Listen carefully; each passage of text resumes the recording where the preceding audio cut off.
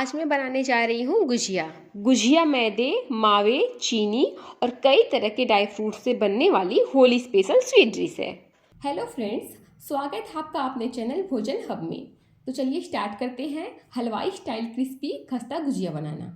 गुजिया बनाने के लिए सबसे पहले हमें आटा लगाना पड़ेगा। तो यहाँ पे मैंने 250 ग्राम मैदा लिया है और अब मैदे में मैं 100 ग्राम शुद्ध देसी घी डालूंगी। ध्यान रहे घी जमा नहीं होना चाहिए। घी की जगह आप रिफाइंड ऑयल भी यूज कर सकते हैं, पर घी डालने से गुजिया खस्ता बनता है। गुजिया को खस्ता बनाने के लिए आपको यहाँ पर एक बात का विशेष ध्यान रखना पड़ेगा कि जितना आपने मैदा लिया है उसका 1/4 पार्ट घी होना चाहिए। अब सबसे इम्पॉर्टेंट बात ये है कि आप घी को मैदे में अच्छे से मिला लीजिए। अब मैदे में घी का मोयन करेक्ट है या नहीं, इसका पता लगाने के लिए इसको आप मुट्ठी में बाइंड करके देख लीजिए। अगर हमारे मैदे में मोयन सही पड़ा है तो यह अच्छे से बाइंड होने लगता है। अब मैदा को गूंथने के लिए हमें चाहिए हल्का गर्म पानी। पानी हल्का गर्म लेने से गुजिया खस्ता बनता है, और जब हम मोयन घी का डालते हैं तो पानी थोड़ा गर्म लेना जरूरी हो जाता है। अब मैं थोड़ा थोड़ा करके पानी डालती जाऊंगी और इसका टाइट डो बनाकर तैयार कर लूंगी। अब पूरे मैदे को इकट्ठा करके मैंने इसका टाइट डो तैयार कर लिया है। आप देख सकते हैं कि आटा बिल्कुल इवन नहीं है। इसे देखकर लग ही नहीं रहा है कि आटा सही से गूंथा गया है, लेकिन जब मैं इसको रेस्ट करने के लिए छोड़ दूंगी तो उसके बाद आप देखिएगा कि आटे में बहुत फर्क आ जाएगा। अब मैं इसे गीले कपड़े से ढक दूंगी, जिससे कि इसके ऊपर की सतह ड्राई न हो और इसकी नमी बनी रहे। और उसके बाद मैं इसे 20 मिनट के लिए ढककर छोड़ दूंगी। जब तक आटा रेस्ट पे है तब तक मैं स्टफिंग तैयार कर लेती हूँ। स्टफिंग के लिए मैंने लिया है काजू, पिस्ता, काली किशमिश, ब्राउन किशमिश, थोड़ा सा कटा हुआ नारियल का टुकड़ा, 2 छुहारा, चिरौंजी, मखाना या लावा और लास्ट में है बादाम। अब इन सबको मैं चाकू की सहायता से बारीक काट लूँगी। सभी ड्राई फ्रूट्स को मैंने काट दिया है। किशमिश और चिरौंजी को मैंने खड़ा ही रखा है। अब मैंने लिया है 400 ग्राम मावा और 100 ग्राम सूजी। अब यहाँ पर मैंने लिया है 300 ग्राम बूरा। अगर आपके पास बूरा नहीं है तो आप पीसी हुई चीनी का भी इस्तेमाल कर सकते हैं। और साथ ही मैंने लिया है 1 टीस्पून पोस्ता का दाना। फ्रेंड्स, स्टफिंग बनाना बहुत आसान होता है। मैं यहाँ पर सूजी और मावा का गुजिया बना रही हूँ, इसलिए सबसे पहले मैं सूजी को रोस्ट कर लूँगी। गैस पे कढ़ाई को रख दिया है और उसमें मैंने घी ऐड कर दिया है। जैसे ही घी हल्का गर्म हो जाएगा मैं उसमें सूजी को डालूँगी और इसे हल्का ब्राउन होने तक रोस्ट करूँगी। फ्रेंड्स, आप सूजी को लगातार चलाते हुए मीडियम फ्लेम पर ही भूनिएगा। फ्रेंड्स, सूजी को भूनते हुए पूरे 10 से 12 मिनट हो गए हैं। आप देख रहे होंगे कि सूजी ब्राउन हो चुका है। अब मैं इसे एक मिक्सिंग बाउल में निकाल लूँगी। आपको यहाँ पर एक बात का ध्यान रखना पड़ेगा कि जब भी आप सूजी को भूनते हैं तो उसको भूनने के तुरंत बाद आप उसे एक बर्तन में ट्रांसफ़र कर दीजिए, क्योंकि अगर आप सूजी को कढ़ाई में छोड़ देंगे तो कढ़ाई की गर्मी से सूजी और ज़्यादा ब्राउन हो जाएगा, जिसकी वजह से उसका टेस्ट कड़वा आएगा। अब मैंने उसी कढ़ाई में 1 टीस्पून शुद्ध देसी घी ऐड किया है, और जैसे ही घी हल्का गर्म हो जाएगा मैं इसमें ड्राई फ्रूट्स ऐड करूँगी और इसे लो फ्लेम पर हल्का ब्राउन होने तक भूनूंगी। इसे भूनते हुए पूरे 30 से 40 सेकेंड हो चुके हैं। अब मैं इस सबसे लास्ट में इसमें पोस्ता का दाना ऐड करूँगी और उसे 5 से 10 सेकेंड तक चलाऊँगी और फिर तुरंत एक बाउल में निकाल लूँगी।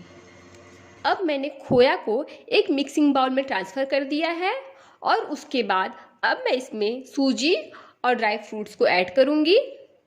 साथ ही मैं इसमें बूरा ऐड करूँगी।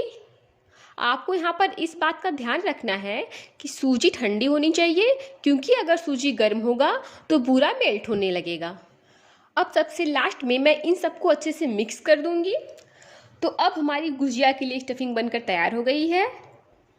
तो फ्रेंड्स, लगभग 15 से 20 मिनट हो चुके हैं। आटा परफेक्ट तैयार हो गया है।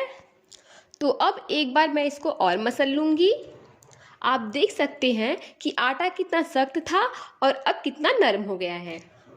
अब यहाँ पर मैंने नींबू के साइज का लोई लिया है और उसका मैं पेड़ जैसा बना लूँगी और फिर इसके बाद मैं इसे बेलूँगी।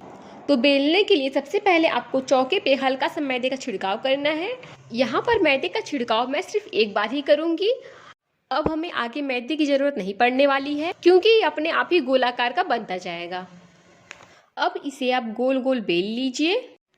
इसको बेलने के बाद आप अपने अकॉर्डिंग जितनी बड़ी बनाना चाहते हो उतनी बड़ी साइज की कटोरी या गिलास से इसे कट कर लीजिए, जिससे कि इसको परफेक्ट शेप मिल सके।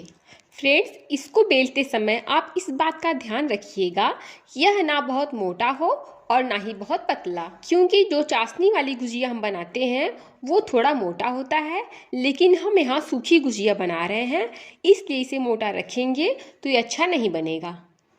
तो अब यहाँ पर मैं बीच में फिलिंग रखूँगी और फिर इसके चारों तरफ पानी लगाते हुए इसे एक साइड से उठाकर दूसरे साइड दबा देना है। अब आप इसे अपनी उंगलियों की सहायता से चारों तरफ दबाते हुए प्रेस कर दीजिए ताकि ये एक दूसरे में अच्छे से चिपक जाए। अब हम एक नॉर्मल फ्रॉक ले लेंगे जो हमारे घर में होता है, उससे आप इस तरह से डिजाइन कीजिए। फ्रेंड्स, इस गुजिया को बिगनर्स भी आसानी से बना लेंगे। तो अब गुजिया बनकर तैयार हो गया है।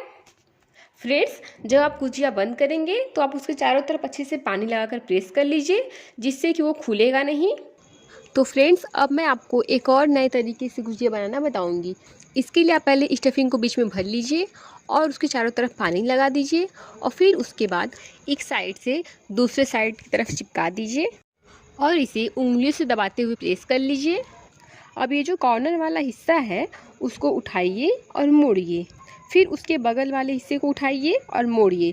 इसी तरह आप डिजाइन देते जाइए और अब इस तरह से आपका गुजिया बनकर तैयार हो जाएगा।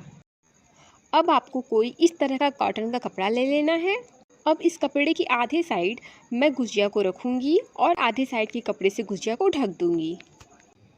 गुजिया को ढकना बहुत ज़रूरी है, नहीं तो वो ड्राई हो जाएगा। अब सारा गुजिया बनकर तैयार हो गया है। अब मैं इसे फ्राई करूँगी। अब मैंने गैस पर कढ़ाई को रख दिया है और इसमें मैंने रिफाइंड ऑयल डाला है। गुजिया फ्राई करने के लिए हमें बहुत गर्म तेल की बिल्कुल ज़रूरत नहीं है, हमें हल्का गर्म तेल ही चाहिए, क्योंकि हाई फ्लेम पर गुजिया को फ्राई करने से मैदा कच्चा रह जाएगा और अगर हम मीडियम फ्लेम पर फ्राई करेंगे तो गुजिया जलेगा भी नहीं और बहुत खस्ता भी फ्राई होगा। अब आप गुजिया को ऐसे ही उलट पलट कर फ्राई करें। गुजिया को फ्राई करते हुए पूरे 3 से 4 मिनट हो चुके हैं।